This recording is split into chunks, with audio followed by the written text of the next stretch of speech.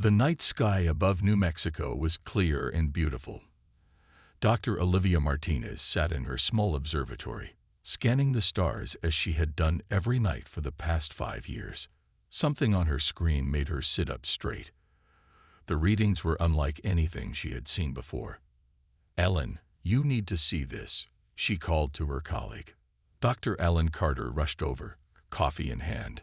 He looked at the screen and almost dropped his mug.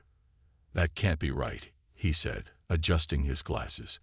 "These energy readings are off the charts." Olivia pointed to the pattern on the screen. "It's not random. Look at the way it repeats. This is artificial." For 3 days, they watched the strange object move closer to Earth's solar system. When they finally reported it to their supervisors, things happened very fast. Within hours, the military arrived at their small desert facility. Major Frank Collins walked in with 4 soldiers behind him. He was tall with a serious face and short gray hair. "Show me what you found," he said without any greeting. Olivia pulled up the data on the main screen. "We believe it's a fleet of ships, at least 50 large objects moving together. They're slowing down as they approach Mars." Frank studied the screen silently. Unlike most military men Olivia had met, he didn't look surprised. "You always believed they were out there, didn't you?" she asked. Frank nodded. "The universe is too big for us to be alone. I just hoped first contact would be friendly." 2 days later, the alien ships moved into Earth orbit. They were massive, each one bigger than an aircraft carrier. Dark and shaped like arrowheads, they blocked out the sun in many cities, causing panic in the streets. Then came the message, broadcast on all frequencies in perfect English. "People of Earth, we are the Vexari Dominion. Your planet is now under our control. Surrender your resources and accept your place as a subject world, or face elimination. You have 24 hours to respond." The United Nations called an emergency meeting. World leaders argued about what to do. Some wanted to fight. Others thought surrender was the only option. In the end, they made a surprising choice. Samantha Powell stood before the UN Security Council. At 55, she had negotiated peace treaties in 12 war zones across the world. Her calm voice had stopped conflicts before they started. "We don't know what these aliens want or how they think," she said. "Before we fight or surrender, we should try to understand them." The Secretary General nodded. "What do you suggest?" "Let me meet them, not to surrender, but to learn. Humans have always been curious. Let's use that now." A small team came together quickly. Dr. Nathan Wells, who had studied cultures around the world, Dr. Lisa Garcia, who could learn any language in weeks, and Colonel Jack Murphy, who had seen more combat than anyone in the room, but now believed in peace. Samantha looked at her unlikely team. "Pack your bags and bring gifts. We're going to space." The Vexari commander, Zorkthal, was surprised when the humans requested a meeting instead of simply surrendering. In his tall, thin body with gray skin and 4 eyes, he looked down at his second-in-command. "These humans are either very brave or very foolish," he said. "Perhaps they think they can fight us." The Vexari had conquered hundreds of worlds. Each species had either fought and lost or surrendered immediately. None had asked for a conversation. "Let them come," Zorkthal decided. "We will show them our power up close. Then they will understand there is no hope." He didn't know that the small human team boarding his ship carried something more dangerous than weapons. They'd brought human culture. And against that, the Vexari had no defense at all. As Samantha Powell's shuttle docked with a massive alien ship, she looked at her team and smiled. "Remember, we're not here to fight or surrender. We're here to introduce ourselves." None of them knew they were about to change the course of galactic history forever. The inside of the Vexari ship was cold and gray. Everything looked the same. Metal walls with strange writing and no decoration at all. Samantha Powell and her team followed 2 tall alien guards down a long hallway. "They sure don't care much about interior design," whispered Jack Murphy, looking around at the plain walls. Dr. Lisa Garcia nodded.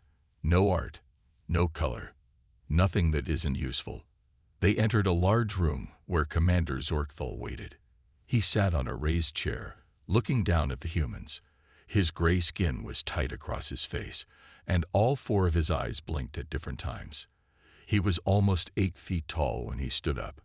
"You will explain why you have not surrendered," he said. His voice sounded like metal scraping on stone. Samantha stepped forward with a smile.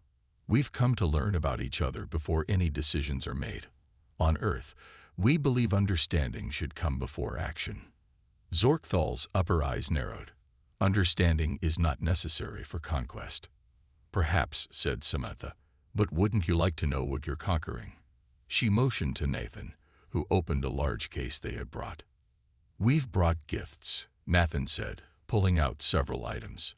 "Things that show who we are." The aliens watched with confusion as the humans laid out their strange objects. There was a small music player, some books with colorful covers, a box of chocolates, a bottle of whiskey, and a small container of hot sauce. "What purpose do these items serve?" asked Zorkthal. "They give us pleasure," explained Nathan. "This is music. These are stories. And these are foods with different flavors." "Flavor?" The alien commander looked confused. "Food is for survival. It needs no other purpose." Jack opened the whiskey bottle and poured a small amount into a cup. "Try this," he said, offering it to the commander. Zorkthal hesitated, then took the cup. He sniffed it once and drank it quickly. His entire body shuddered, and all four eyes went wide. "It burns," he said. "Is this a weapon?" Jack laughed. "No, it's a drink. We enjoy the burning feeling." The alien commander stared at him. "You seek out pain for enjoyment." Lisa smiled. "Sometimes. We also seek out different tastes." She opened the hot sauce and put a tiny drop on her finger. "Like this. It's spicy." Curious now, Zorkthal tried the hot sauce. The reaction was immediate. He jumped up from his chair, his mouth open, making a high whistling sound.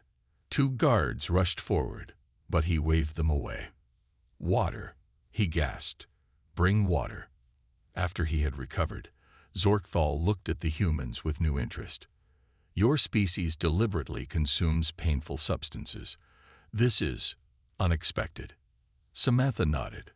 "There's much about us that might surprise you. We propose a cultural exchange. Let some of your people visit Earth, while some of us stay here as guests. We can learn from each other." The commander was silent for a long moment. "This is not our usual method. We come, we conquer, we leave." "Try something new," suggested Samantha. "What's the rush?" After discussing with his officers in their clicking language, Zorkthal agreed. "We will send a small group to your planet.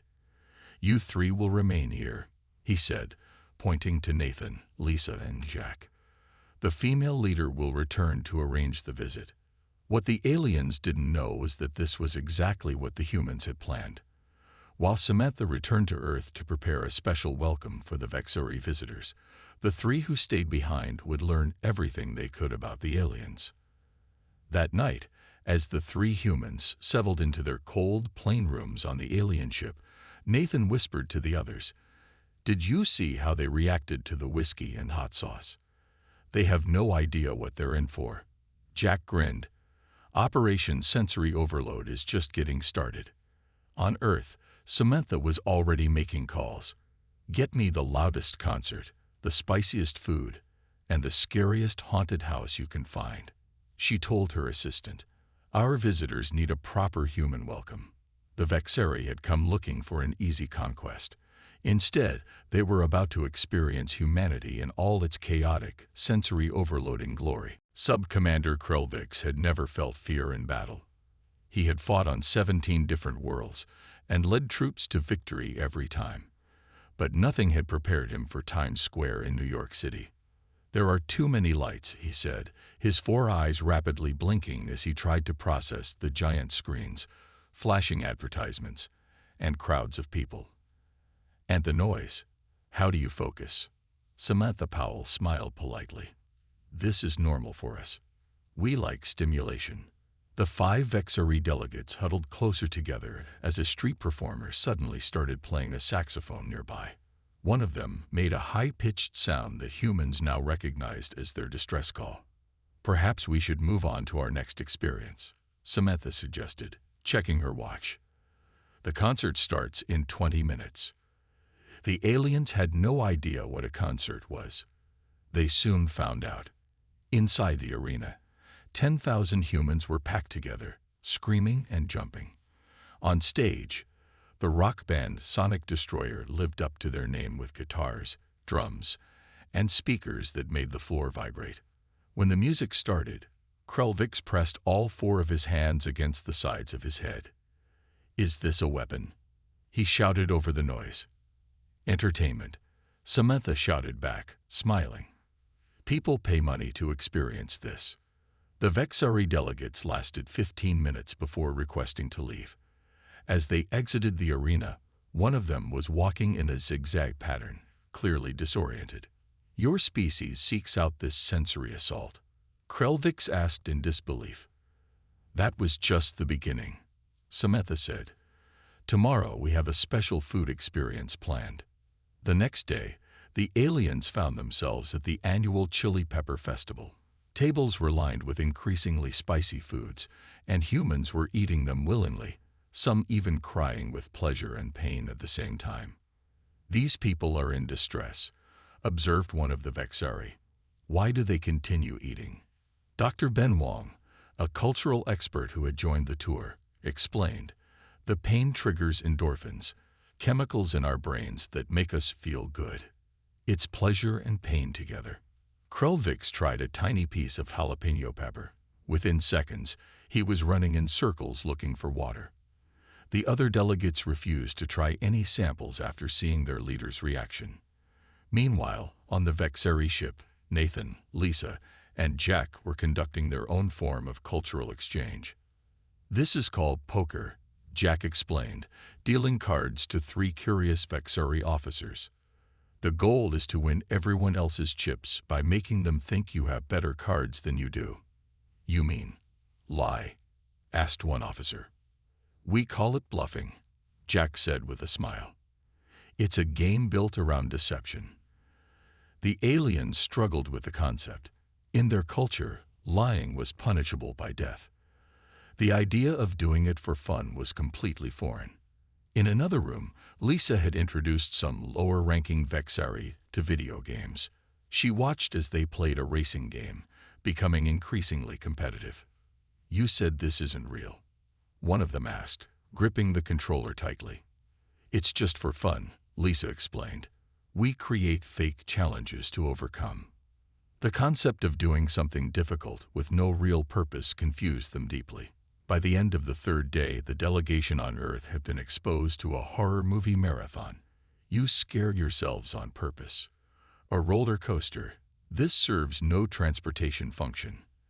And an art museum. But what does it do? Krelvix sent an urgent message to Commander Zorkthal.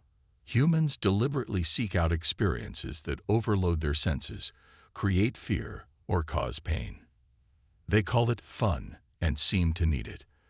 I believe they may be mentally unstable as a species. Request immediate consultation. On the Vexari ship, Zorkthal read the message with growing concern. He looked at the 3 humans who were teaching his crew to dance to something called disco music. "What have we gotten ourselves into?" he wondered aloud. Major Frank Collins looked at the reports from both Earth and the Vexari ship. A slow smile spread across his face as he turned to the team gathered in the underground war room. "It's working better than we hoped," he said. "The aliens are completely confused by us." Dr. Heather Morrison nodded. She had studied how minds work for 20 years, but never an alien mind until now. Their psychology is different from ours in important ways. They can't handle things that don't make sense. "Like what?" asked Frank. Heather pointed to her notes. "They don't understand fiction. They think all communication must be true. They can't process contradictions. Their senses are much stronger than ours, so they get overwhelmed easily. and they can't understand why we show emotions so freely. Ben Wong, who had been studying alien cultures through the reports, added, most importantly, they can't do anything without orders from above. Their whole society is built on following commands. Frank looked at Ryan Miller, a former Special Forces soldier who had been quiet until now. What do you think? Ryan leaned forward. I think we can use all of this against them without firing a single shot. Together, they created what they called Operation Mindbender. The plan was simple but clever. Attack the aliens' minds, not their bodies. The next day, Samantha Powell invited the Vexari delegation to a special peace ceremony at a large arena. This is how humans traditionally welcome important visitors, she lied smoothly. When the aliens arrived, they found themselves in a carefully designed trap. The arena was set up with strobe lights flashing in patterns that made no sense. Huge speakers played music where the beat kept changing. Some areas were very hot, while others were freezing cold. Large screens showed optical illusions that seemed to move and change shape. On stage, performers did things that confused the aliens even more. One woman cried while saying she was happy. A man laughed while talking about sad things. Children sang about animals that talked and wore clothes. Is this real? Asked Krelvix, his voice shaking. Are these animals that wear clothes real? Of course not, said Ben Wong. It's just a children's song. But why teach children things that are not true? The alien commander seemed truly upset. For fun, said Ben with a smile. Just for fun. 2 hours later, the Vexari delegates left the arena. They walked slowly, their movements stiff and uncertain. One of them kept repeating a line from a song about a purple dinosaur. Another had his eyes closed, trying to block out the world around him. Krelvik sent an emergency message to his commander. Humans use untruths as a form of communication. They deliberately create sensory experiences that have no purpose. Request immediate extraction. On the Vexari ship, Commander Zorkthal was having problems of his own. The 3 humans there had introduced his officers to something called reality television. But it is not reality, Zorkthal said, confused. These humans are acting. Sort of, explained Lisa. It's partly real, partly fake. That's what makes it fun to watch. The commander's head hurt. How could something be both real and fake? It made no sense. When Krelvix's message arrived, Zorkthal was already drinking something the humans called beer to help him cope with his confusion. Tell them to stay strong, he replied. We must learn more about these humans before we decide what to do. Back on Earth, Frank Collins received the report about the aliens' reactions. Phase 1 is complete, he told his team. They're confused and off balance. Now it's time for Phase 2. Ryan Miller grinned. That's where the real fun begins. For us, maybe, said Heather. For the aliens, it's going to be pure psychological torture. Commander Zorkthal paced back and forth in his command room. The delegation that returned from Earth was not the same. Krelvik sat in a corner, rocking back and forth, humming a song about wheels on a bus going round and round. The others weren't much better. What did they do to you? Zorkthal demanded. Too much, whispered Krelvix. Too many colors. Too many sounds. Too many contradictions. A communication alert sounded. Samantha Powell's face appeared on the large screen. Commander, she said with a warm smile, I hope your delegation enjoy our welcoming ceremony. Zorkthal pointed to his broken officers. Look what you did to them. Was this an attack? Samantha's face showed shock. An attack? No, that was just a simple Earth party. Rather boring, actually. Many humans find such events quite relaxing. The commander couldn't believe it. If that was boring for humans, what else could they handle? I feel terrible about this misunderstanding. Samantha continued. Please, let us make it up to you. I'd like to send some cultural specialists to your ship. They can help your crew better understand humans in a more controlled way. Zorkthal hesitated but finally agreed. After all, He needed to understand these strange humans before deciding whether to conquer them or run away. The next day, a small shuttle docked with the Vexeri ship. 5 humans stepped out, each carrying a large case of educational materials. What Commander Zorkthal didn't know was that these weren't ordinary humans. Steve was a famous magician. Carla was an improv comedy champion. Greg was a professional wrestler. Maria was an opera singer. And Pete was an extreme sports athlete. "We're here to help you understand human culture," Steve said with a friendly smile. For the next 3 days, the aliens experienced things that broke their minds in new ways. Steve performed magic tricks that seemed to break the laws of physics. He pulled coins from behind alien ears and made objects disappear. "This is impossible," cried one Vexeri officer after Steve appeared to cut his assistant in half. "It's just an illusion," Steve explained. "Humans enjoy being tricked." In another room, Carla led improv games where aliens had to pretend to be objects or animals.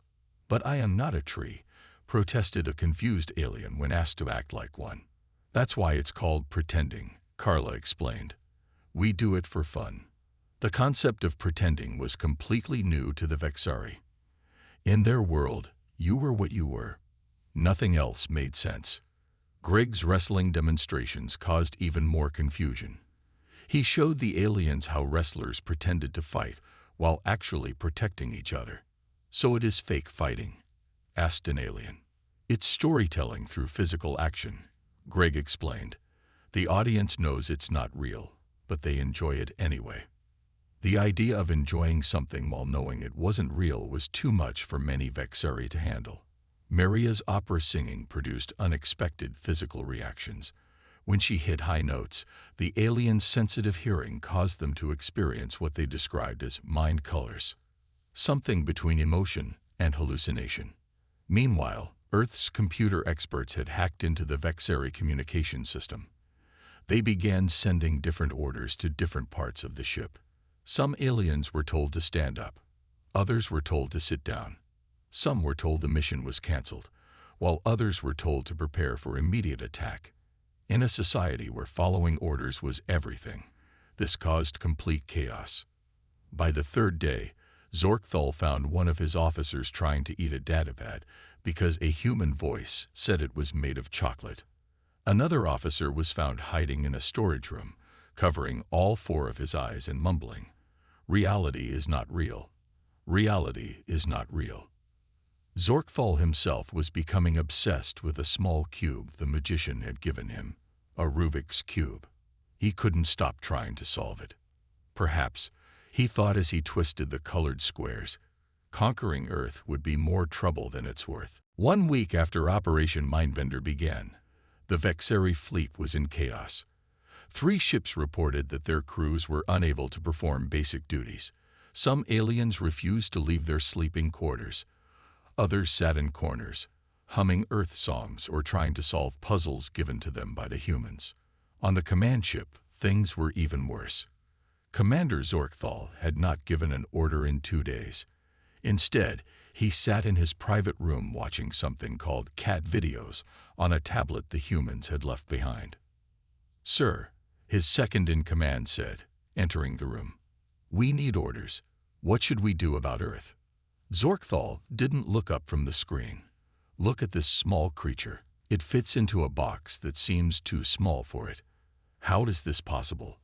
I've watched it 57 times, and I still don't understand." "Sir, the fleet needs direction." "Direction." Zorkthal finally looked up. His eyes were tired. "I'll tell you a direction. Away, far away from this planet, and these humans. On Earth, Frank Collins received reports of the aliens' condition with satisfaction. Time to push them over the edge, he said to his team. Begin the final phase. Earth's communication experts began broadcasting directly to all Vexeri ships. They sent paradoxical questions. This statement is false. Is it true or false? Catchy songs that got stuck in alien heads for days. Comedy routines that required understanding human culture. Movies with twist endings that completely changed the meaning of the story. The most devastating broadcast was a simple children's riddle. What's black and white and red all over?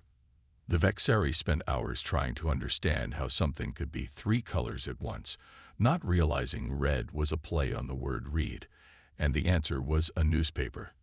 After 3 days of this mental assault, a white flag appeared on the main screen of all Earth's military bases.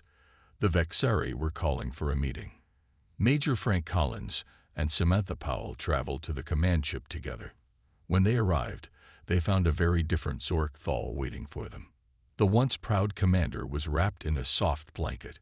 Next to him was a bowl of ice cream, a food he had discovered just 2 days before. His eyes looked tired but strangely calm. "We surrender," he said simply. Frank tried not to show his surprise. "You surrender? Your fleet could destroy our major cities in hours." "And then what?" Zorkthal asked. "Then we would have to deal with the survivors, more humans with their music and their magic and their fiction." He shuddered. "No amount of military victory is worth that." Samantha stepped forward. "We can work out the terms of your withdrawal." "I have only one request," Zorkthal said. "Before we leave, can we have more of this ice cream? And perhaps some of those videos with the small furry animals?" Frank and Samantha exchanged looks of disbelief. "Of course," Samantha said. "And would you like some movies to watch on your journey home?" Zorkthal's eyes brightened. "Yes, but not the scary ones. Those gave Commander Uranak nightmares for 3 nights." The formal surrender document was signed that afternoon. It included an unusual condition. Earth agreed to provide the Vexari with a carefully selected package of human culture, music, movies, books, and games that would not cause psychological damage. As Frank and Samantha left the ship, they heard something they never expected: alien laughter. A group of Vexari were watching a comedy show, and though they didn't understand all the jokes, they were trying to learn. "You know," said Frank, "we just defeated an advanced alien race without firing a single shot." Samantha nodded. "We didn't use bombs or guns. We used cat videos and ice cream." "Do you think they'll ever come back?" Frank asked. "Not to fight," Samantha replied. "But maybe someday, to watch movies together." 6 months after the Vexari fleet left Earth, life had changed for both species. On Earth, a large space station now orbited Jupiter. It was called the Human Experience Center, and it served as both a welcoming point for friendly aliens and a warning to hostile ones. Dr. Olivia Martinez stood at the main window of the station, looking out at the stars. She now led Earth's first xenopsychology department, studying how different alien minds worked. "Any news from the Vexari?" asked Dr. Alan Carter as he joined her at the window. Olivia smiled. "The cultural exchange team just sent their monthly report. The Vexari are evolving." The report showed amazing changes. The once war-focused aliens had discovered new ways to live.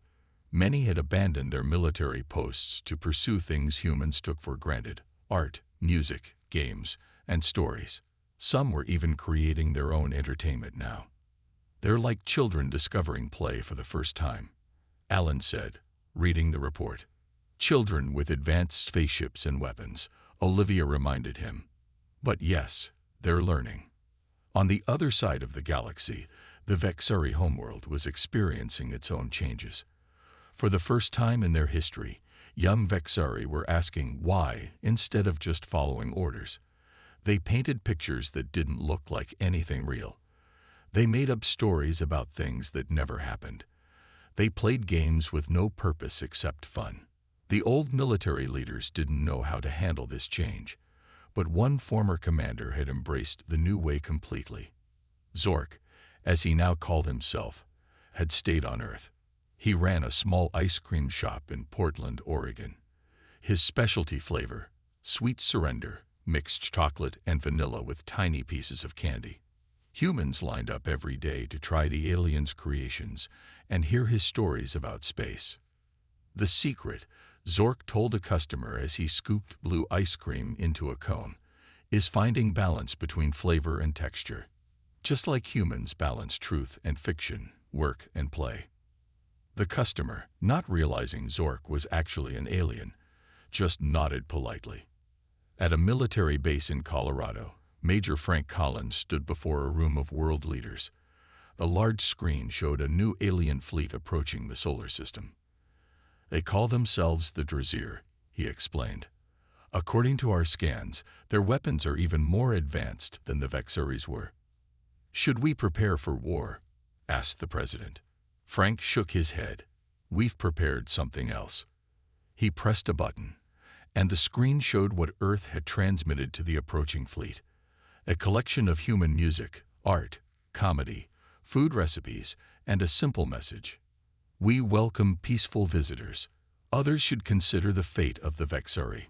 The president nodded. And how did they respond? They've changed course, Frank said with a smile. Apparently, the Vexari's story has spread. We're becoming known as the species too dangerous to invade, not because of our weapons, but because of our minds. Meanwhile, across space, former Vexari warships now carried very different cargo. Instead of weapons, they'd brought books, music, games, and ideas to other worlds. The species that once conquered through force now shared something more powerful: culture. On one such ship, a young Vexari turned to his captain. Is it true the humans broke our greatest warriors just by showing them entertainment? The captain nodded. They showed us that there's more to life than conquest and order. They taught us to play. And that defeated us. The young one seemed confused. No, the captain said, looking out at the stars. It saved us. Back on Earth, Zork closed his ice cream shop for the night. He had received a message that a new alien delegation was arriving tomorrow. Peaceful visitors this time. They wanted to learn about humans, and the UN had asked him to help. What should I show them first? He wondered. Perhaps some music. Or maybe. He smiled, all four eyes crinkling with joy. Maybe we'll start with ice cream.